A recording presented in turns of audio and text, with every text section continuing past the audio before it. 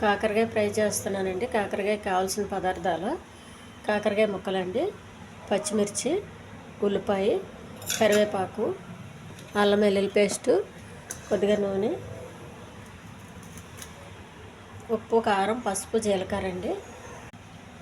ముందుగా స్టవ్ వెలిగించుకొని పెనం పెట్టుకోవాలి.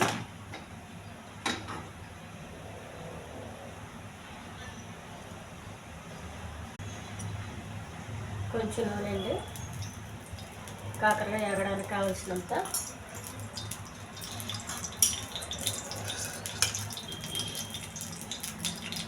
కాకరకాయ వేసేయాలి.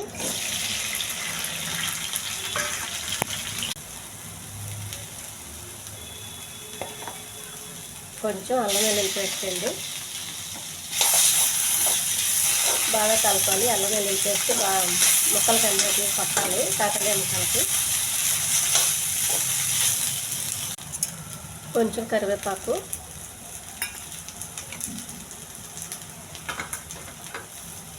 కొన్ని ఉల్లిపాయ ముక్కలండి,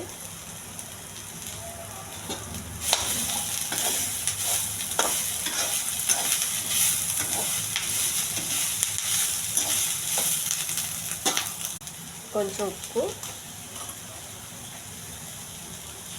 కొద్దిగా కారం, కొంచెం పసుపు,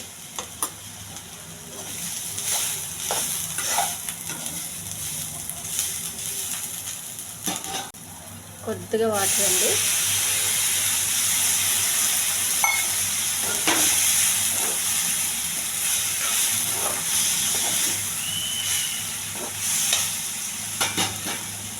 మూత పెట్టేయాలి.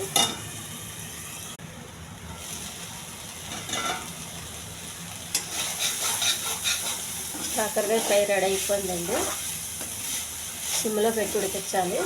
కాకరకాయ బాగా ఉడికిన తర్వాత దించండి. అది అసలుగా చేదుగా ఉంటుంది కాబట్టి సరిగా ఉడకపోతే తినలేము.